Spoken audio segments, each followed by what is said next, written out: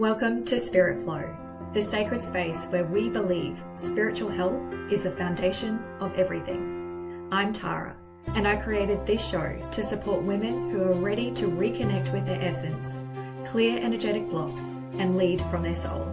When we're spiritually aligned, our health, our relationships, and our purpose begin to flow with ease.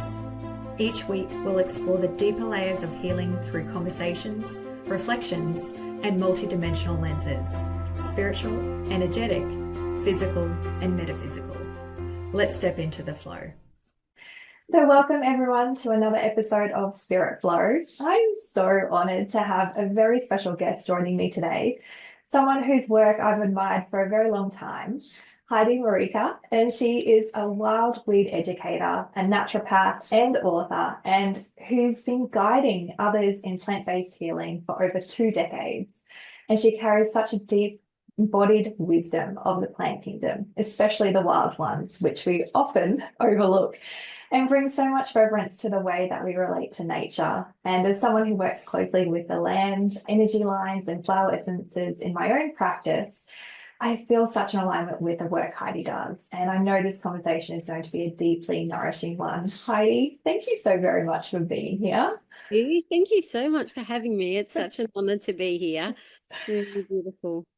And we were just talking earlier, and I first came across your book at a local organic shop here at the coast. And I remember picking it up and instantly feeling like drawn in. And the depth within its pages, like especially the way that you started to weave some of the spiritual wisdom of plants and weeds, it truly took my breath away.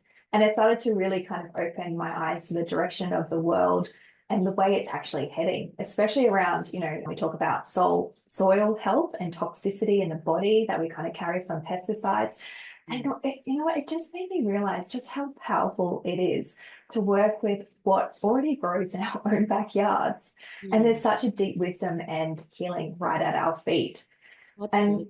And Heidi, for those who may not know your beautiful work, could you share just a little bit about what led you to the path of herbalism and wildcrafting?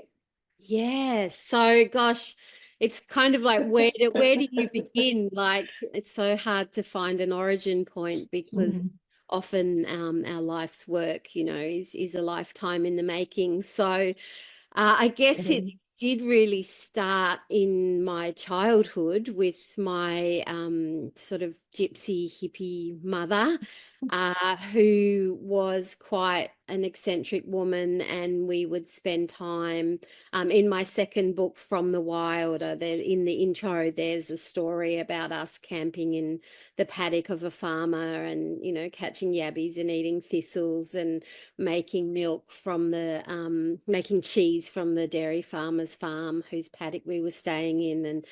And so I had this background. When I was young, we would sometimes, we didn't even have a car, so we would hitchhike. Mum would find a spot on the map where the road met a river. Then we'd get dropped off there, and then we'd walk up the river for a few days and then just camp in the middle of nowhere. This is in Tasmania in the early 80s, late 70s. And just, live off the land in various locations. And so I had this concept from childhood that you could eat wild plants, that you could live off the land, that you could forage.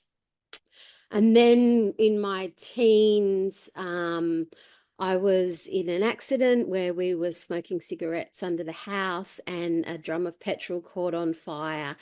And me and a couple of other neighborhood kids were really badly burnt. And so after I got out of hospital from that experience, my mother took me to see a naturopath. And so she had a really profound effect on me, in terms of my spiritual growth and my physical healing. And, so I worked with her over a few years in my teens. And then when I left school, I was sort of inspired by her to go into naturopathy.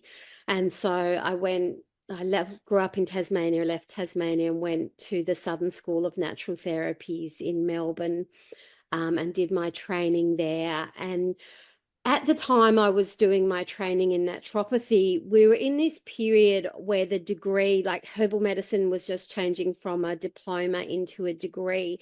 And so, Mm. in order to get that, everything, we really had to prove ourselves in the scientific model, in the evidence-based model. So it was a real paradigm in herbal medicine where we were turning away from the hippie grassroots kind of herbalism in favor of the scientific, standardized medicine paradigm of herbal medicine that we see a lot today, the sort of brown bottle herbalism. And so I sort of came out into this core culture of very evidence-based scientific herbalism, which was great because it was a really solid scientific foundation. But we kind of at the time a little bit threw out the baby with the bathwater and threw away some Mm. of our nature connections in the process of doing that. So I went, graduated from the Southern School with my degree and went into practice, with all my supplements and all my brown bottle herbs. And after a few years of doing that, I was a part of a meditation group, and there was a woman in the group who had really advanced breast cancer, and she called me over to her house one day, and she said, she didn't want to use anything for her treatment. She didn't want to use any conventional medicine for her treatment or even any supplements. She just wanted to use meditation and the plants in her backyard for her healing. And so she said, "Oh, show me in my yard what plants I can use." And in my training, in my 4-year degree of training in herbal medicine, um, we were not taught plants. We were taught products. We were taught a lot of European herbs, a lot of Chinese herbs that weren't available in my local environment. And we were taught practically no plant identification. Mm. So I walked around her yard, and the only plants that I could recognize were the ones that I'd learned from my mother foraging as a kid. And so it was really kind of a wake up call for me. And I took plants from her yard that day and went to local nurseries and started asking, "What's this?" And once I knew what it was and had its botanical name, I could then start researching and going into PubMed and some of the scientific research Mm. databases and going, "Well, how has this been traditionally used? What are its scientific uses and benefits and so forth?" And so that sort of began a journey. This was probably, oh gosh, sometime in the 90s, that has, or maybe early 2000s. And then, yeah, that just kind of continued and continued. And in 2012, we moved up from Melbourne to the Sunshine Coast. And I sort of made this decision to like be able to walk around my block and identify as many plants as I could that grew in my neighborhood and how could I use them. And I started running my first wildcrafting courses up here around then. And, they were, so short, and, there were so few plants in the beginning, and I knew so little about them. But over the years, over a period of about 10, 15 years, that information, I started collecting it. It's funny, I've got these little books in a drawer, which is Yeah. like evolution of those books. And the first one is just like a little spiral. Well, at first they were just like handouts, just printed handouts. Like maybe people would come to a workshop and I'd give them maybe 3 or 4 handouts. And then that grew to like 7 or 8 handouts. And I was like, oh, this is getting a bit unwieldy. So I put it in like a spiral bound book from Officeworks, and then a bigger spiral bound book, and then that big spiral bound book turned into Wildcraft, which is the first little self-published book. And then off the back of Wildcraft, I got my publishing deal with Murdoch to do From the Wild, which is the recipe book that came out last year. So it was sort of like this whole evolutionary process. And then um, another key component of that is that I almost gave up herbalism a few times, and in about 2016 or 17, I came across a book called Plant Spirit Healing by Pam Montgomery, and which was it really felt like the missing piece for me, because I kind of had reached this point where I felt like the herbs and the supplements, wasn't quite doing it for me.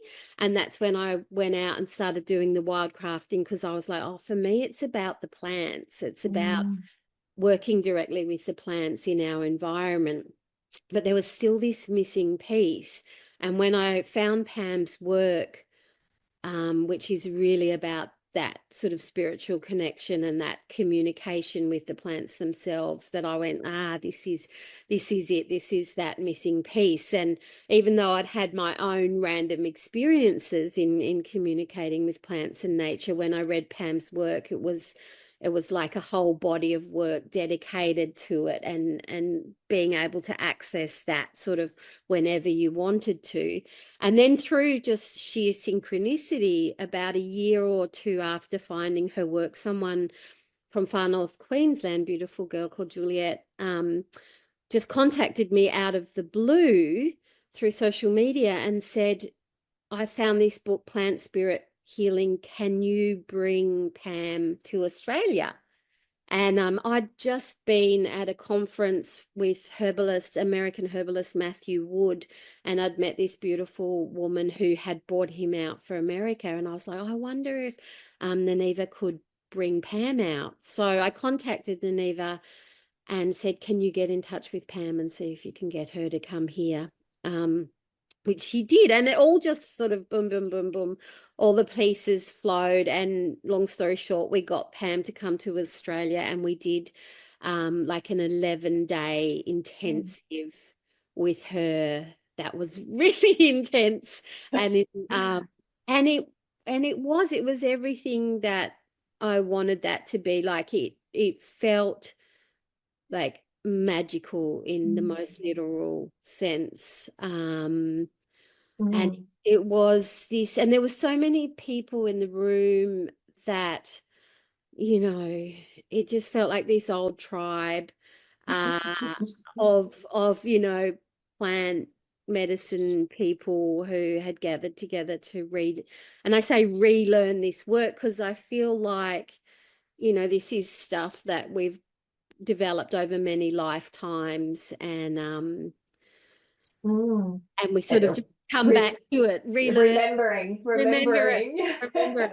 So yeah, that was Oh. another key piece. And then it was interesting. So Pam went back to America, a few years passed, and then she came back to do a plant spirit initiation. And so the initiations, there's a beautiful book by a woman called Carol Guyette from Ireland called Plant Initiations, I think it's called. And basically it's based on this idea of dieting on a plant, where for 3 days all you do is consume a special blend of plant elixir that's made from you blend the tea and the tincture and the flower essence of this plant, and you stir it in a special way with the like the biodynamic figure 8 mixing, and then you just drink that throughout the day, every couple of hours, and you basically fasting and just taking this plant and doing all these processes of working energetically with that plant over that time. And so Pam was coming back to do this Tulsi initiation, holy basil, sacred basil, and I'd been helping to prepare this elixir and make the flower essences and the tinctures and the things that we were going to use in the ceremony. And so it was like this months of build up making this preparation. And then just like a few days before we were about to go on the initiation, my daughter fell out. I think she was about 7 or 8 at the time. She fell out of a tree and broke both her arms. And so she was like in two casts. She couldn't feed herself or dress herself or anything. So I couldn't go, I couldn't leave her. And so I was just like gutted that I wasn't going to be able to get to go. And I was like, look, it's okay, I need to stay here. But I was like, I'll do it here at home. Like I've got some of the elixir. I'll do it here at home and while you guys are doing it there. And so the morning of the event, I was stirring my elixir, doing the special stirring and everything. And I turned around to get a cup or something, and I knocked it off the bench, and it shattered all over the floor, shattered all glass all through it, was totally unusable. And I was just like, what is What's going going on? on? Kelsey Oh. hates me. Like, she doesn't want me to have anything to do with her. Like, it's like went into all my wounding and Mm. abandonment and all my stuff, all my issues, just like, all my FOMO, all my fear of missing out, all my, rejection stuff, like all my shadows, just front and center.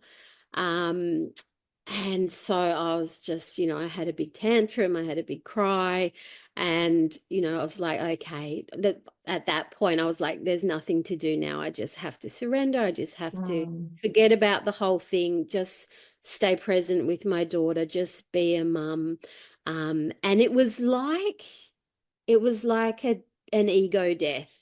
Yeah, wow. Um, and so I just had to allow this process, this ego death, to just Yeah. be, just sit in that murky space of like, who even am I?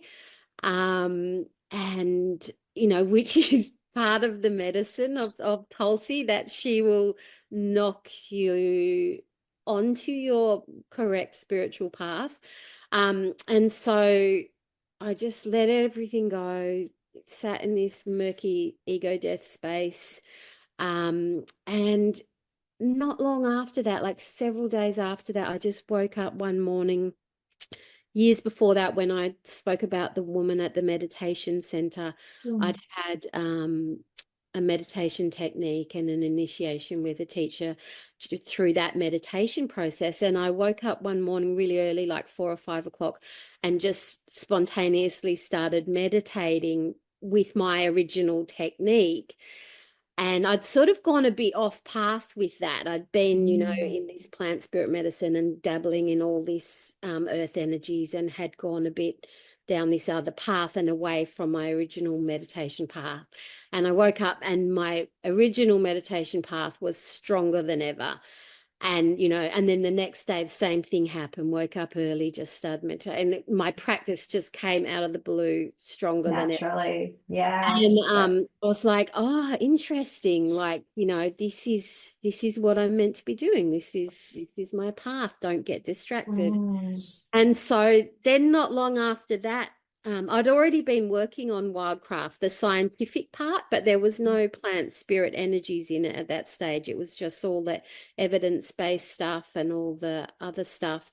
And a friend of mine said she was going away, and did I want to come to her house, have some quiet time to write?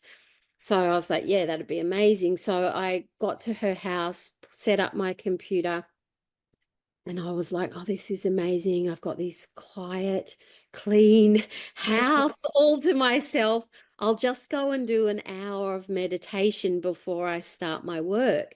So I went into the bedroom, sat on my bed, and started meditating, and quite spontaneously fell into a 12-hour meditation What? That's in crazy. which I Ah, was downloaded. able to access the entire plant spirit section of the book, came through over that period. And I was in like this big room, round sort of room, and the plants just lined up, um, one after the other. And I was just like, okay, who wants to be in the book? Who wants to share with the world? And they just lined up, and some spoke in words, some spoke in images, how they just Mm. communicated in their different ways.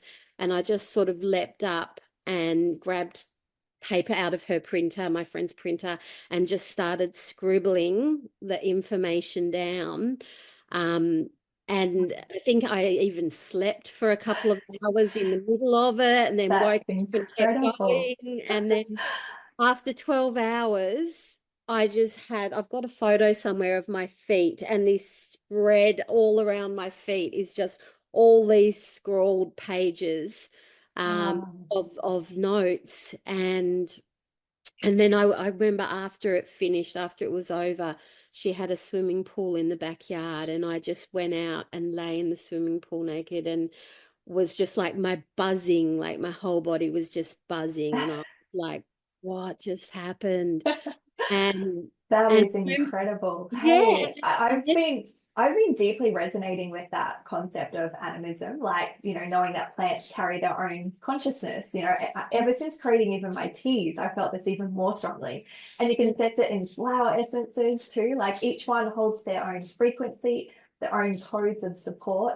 And it's, if we open ourselves up to receive just like you did for 12 hours, that's incredible. yeah, Like, and then with your information from, your being a naturopath of 20 plus years, and then obviously diving into your own research and studying scientific papers and letting the data support you, and now kind of having that layer coming over where you're actually able to tune into the plants themselves. As they were coming through, I'm curious, did you feel their consciousness, and did it feel quite different as each one were coming through? yeah, absolutely. Each one has its own unique personality, just like if you're in a room full of people, it's the same. Mm. Each of the plant sort of divas have their own personality and their own vibration, and yeah, they're all quite unique, quite vivid, and yeah, very much so. Yeah, Yeah. and it reminds me of like, just taking you back, like, we look at weeds, right? We look at weeds as like these nuances, that we've got to pull them all out of our backyard, and around us and everything. But, we've obviously come to realize that they carry a deeper spiritual role. And, they tend to kind of grow in a lot of the forgotten places, almost like they're kind of pointing to where healing is needed, both in the land and within us. Yeah. And I just guess from your perspective, like, what do you feel is the deeper kind of spiritual connection between the earth and the weeds and us humans? Like, do you see them as messengers in our healing journey? Because what you're just sharing with me, because your work reminds me so much of, I don't know if you've read Sharon Blackie's book, Uh, If Women Rose Rooted, like yeah. that deep remembering of the wild. Yeah. Yeah, the Yeah, I rooted and ancient. And it's just definitely. so beautifully kind of about that medicine of the weeds. Yeah, and just that I love her work. I think it's her work is so powerful. Yeah.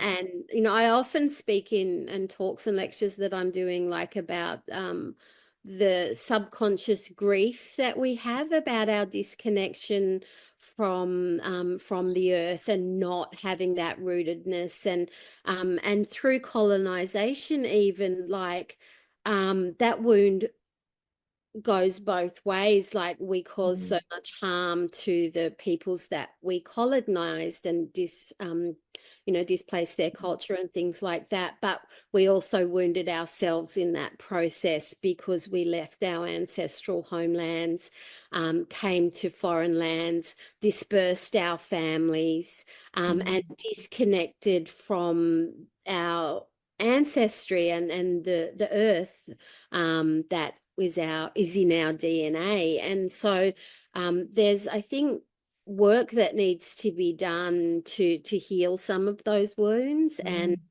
Mm. um, like Mm. when I connect with the earth here in Australia, um, I have to talk to the earth and tell, I always do a little process at the start of my wildcrafting workshops where we put our hands on the ground and tell the earth that, my ancestors come from England and Ireland and Holland, and this is the lands that I'm from, and can you please allow me to work in these lands in Australia, because there's this whole thing, and we don't even realize the grief. And when we start speaking about this grief, often people will feel it really poignantly, like it's like oh my God, Mm. that. And so I Mm. think. we Yeah, don't we don't even realize how deep that runs, I think. yeah, and that deep disconnection, isn't it? Like I remember Mm. back in January, I remember seeing like yellow dandelions everywhere, like, and I felt like the whole coastline was like bursting with them, like with this golden color, and it was so vibrant. And it's almost felt like this call to awaken. Like, do Mm. you feel that certain kind of plants are re-emerging in abundance now because they carry the codes for our collective awakening and that Yeah. imagine like that reconnection to our ancestry? Yeah, I think, I mean, plants have always been abundant, like that's kind of their nature. But I think maybe what is happening more is that we're noticing that more. Yeah, I feel like Yeah. more conscious awareness. Like, yeah, it's Yeah. more showing up in our awareness, not by Yeah. chance, but by design, I Yeah, feel. exactly. And Yeah. plants will sort of reach out and get our attention, um, often quite strikingly. I remember once mugwort was trying to get my attention, and I would open a book and it would be mugwort page. And then, like the next day, when I was teaching at Endeavour, and a student would walk through the room and they'd start talking about mugwort, and then something else, like the same plant name would just pop up again and again, like in over several consecutive days, and or like you just start seeing a plant everywhere, all around you, wherever you Mm, go. But I think what's happening is like we're all on an evolutionary journey, and the earth is also on an evolutionary journey. So mm, the earth of 10 years ago is vibrationally different than the earth of today. So we're having all these upgrades and downloads, and so is Gaia. So the energies that are coming through from the earth are, I kind of feel like it often, like she gets the upgrade and then we we get the mm, upgrade, like they kind of pulling us up a bit. And so we're all just doing this together, but by tuning in, we can, we can do that. And it can be a bit reciprocal too, if mm, we really upgrade our own energy field, then we can heal damaged areas of the earth as well. It is quite reciprocal. So, yeah, but definitely mm. that there's a consciousness there that is evolving all the time, and things are always coming through. Yeah, and we can tap into that, which is something I'd love to explore to you a little bit more about. Like, we're talking about that disconnection that so many of us actually feel from the Mm. land and our ancestry.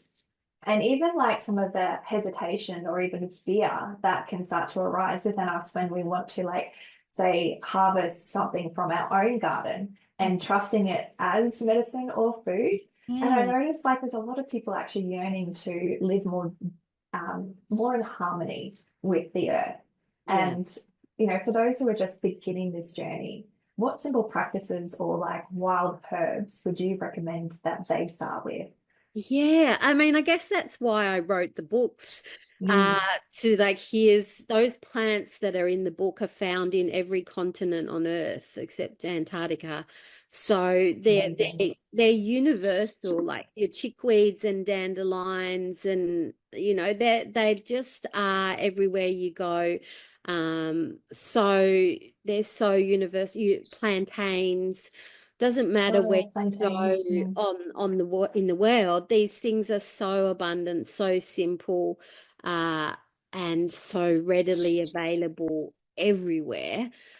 So I think just some of those really common, really simple herbs, the ones that nettles, the ones that you've heard of, just start really simple, the things that your grandmother used to use.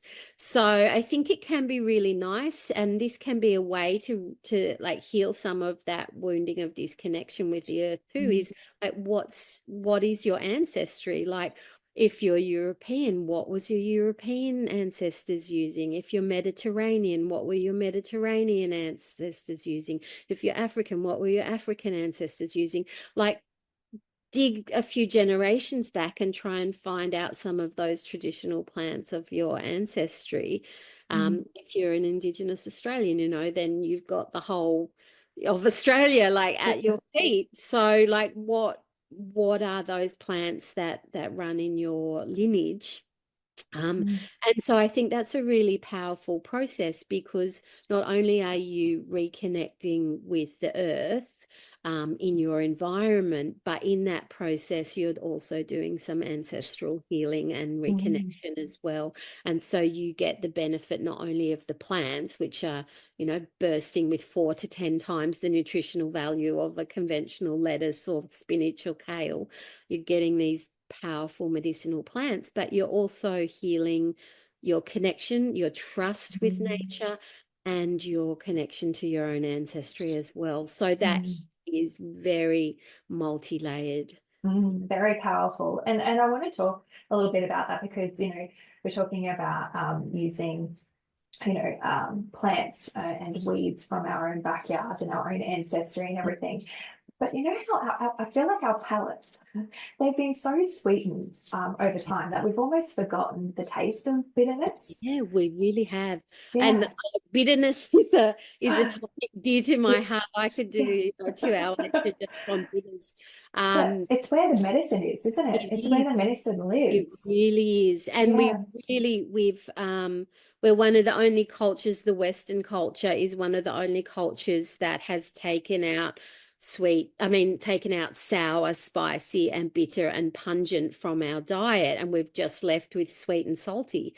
And, the sour, is medicine, the bitter is medicine, and the pungent, which is like peppery, spicy taste, is medicine. And so we've just limited our palate so much. And bitters do so much in the body. Literally, they begin working in our mouth with our saliva.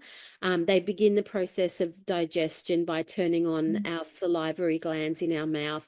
We need that saliva is what breaks down carbohydrate. Then they switch on our digestive system, our liver and our gallbladder, and secretion of bile that is necessary to break down fat and protein. So if we're not using bitters, we're not getting the full benefit of breaking down fat, protein, and carbohydrate. There's also a reflex action of between the gut and the brain, whereby bitters actually, through their digestion and the nerve supply between the gut and the brain, the gut-brain axis, help us improve our mood as well.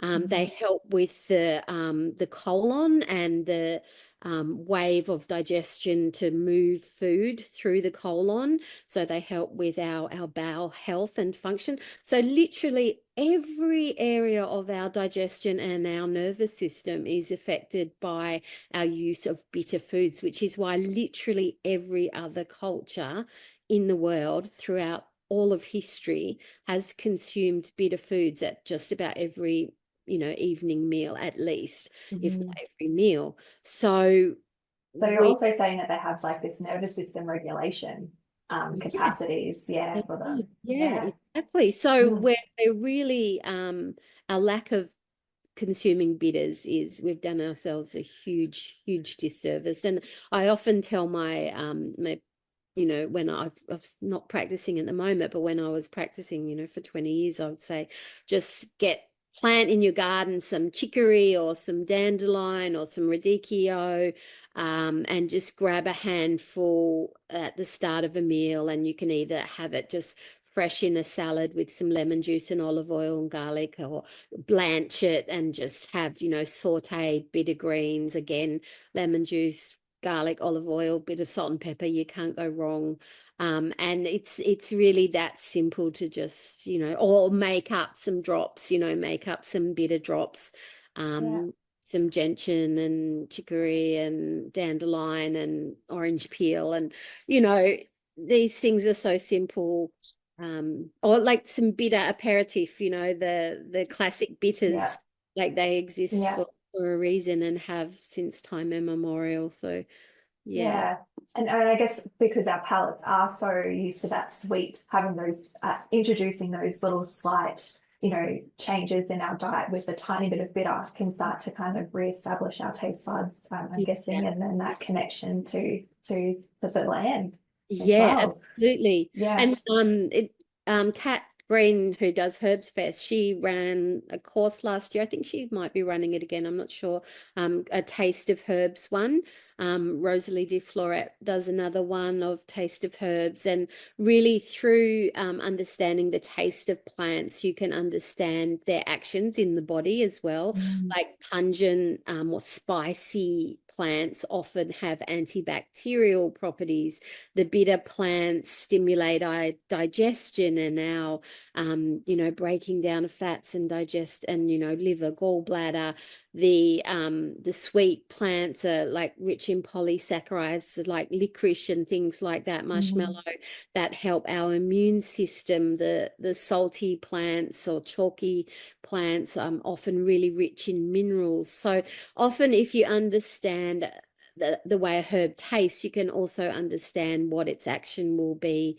The plants that are really high in volatile oils like, sage or lavender or rosemary will often, calm the digestion and also calm the nervous system. So you can smell a taste or smell a plant that you've never used before. And just from that taste, if you understand the chemistry of plants and the tastes and the smells of plants, you can go, even though I don't know this plant, I can make an educated guess that it's going to probably have some of these actions. So, yeah.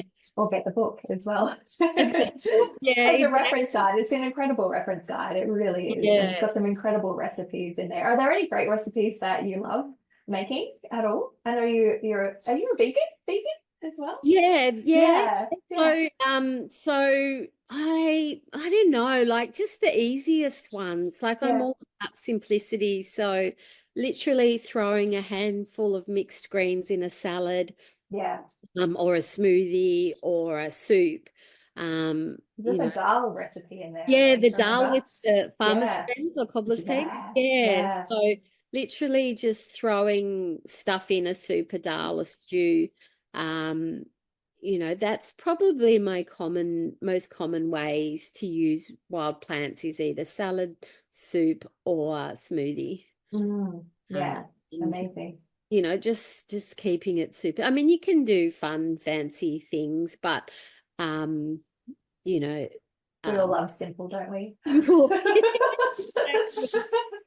Keep Simple is it simple. yes, Yeah. keep I it love simple, it. keep it simple, exactly. And I really like, part of the whole thing as well is just feeling safe, like, Mm, and feeling like no matter what happens, in society, with things collapsing or, the pandemic illustrated it or, supply chains, the supply chain fragility. Like if we understand what we can eat in our backyard, then mm, we've always got food.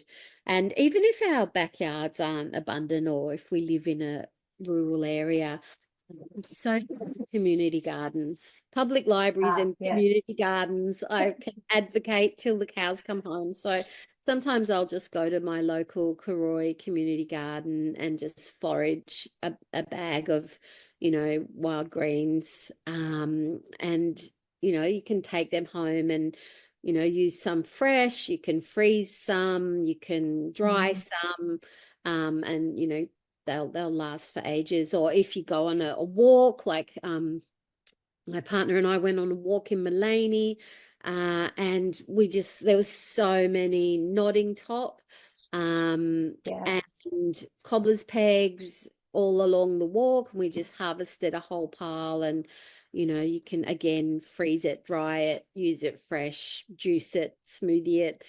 um I love it. I love it how you're just switching the narrative. Because I remember my dad talking about lantana and like how it was overgrowing on my grandfather's property that he used to grow up in Yamundi, and he used to like clear all this lantana. And for me now, I just think, oh goodness, like there was so much potential in that, now, and yeah, it's obviously what he was brought up with as well. But like we get to we get to flip that narrative now too, which yeah. is really beautiful.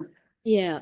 And there is like, lantana can take over. And what I often say to people is like, just clear it to your perimeters because it's such a beautiful protector plant.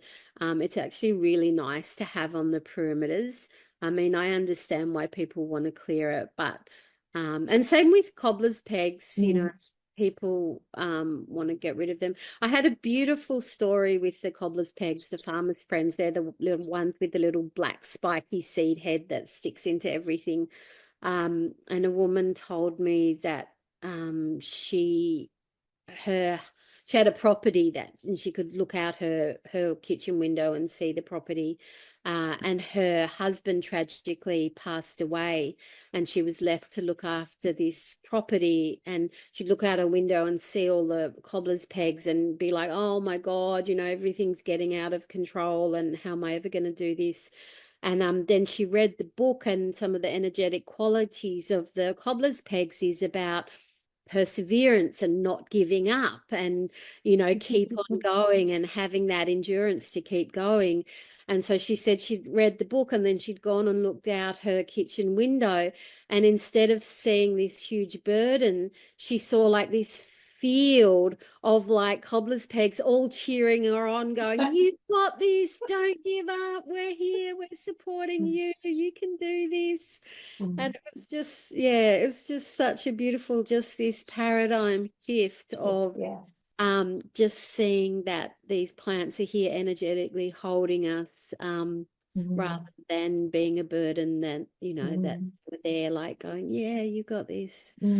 So yeah. Just on that, is there one legacy or message that you hope your work will carry into the future? If so, what would that be? Just trust. I think trust in nature, like trust that we are being held in loving arms, and that literally everything we need, you know, our food, our shelter, our clothing, the earth has provided all of these things for us since humans have existed. So if everything gets washed away, if all our shops collapse, if our monetary system collapses, if, you know, if things burn down or flood or get washed away or collapse in whatever way, literally have everything we need. So you know, of course it's painful, but we'll be okay.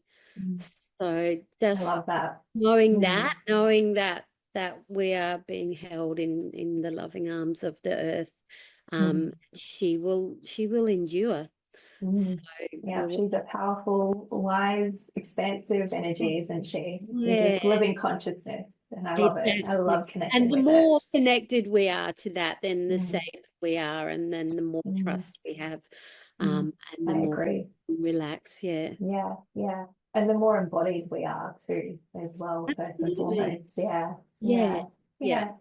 I'll make sure I'll link to all your work in the show notes so everyone can explore more of your beautiful offerings. But before we close out, I just wanted to know if you want to do a little rapid fire round with me. Oh, okay. Yeah. Yeah, yeah. So, what is one of your favorite wild weed at the moment? Favorite wild weed at the moment is, gosh, what's my favorite one at the moment? Oh, sorry, it's meant to be rapid fire. Uh, Probably nodding top. Nodding top. Brilliant. A book that changed your life? A book that changed I know my, you've mentioned a few in here, but yeah, Plant Spirit Healing by Pam Montgomery.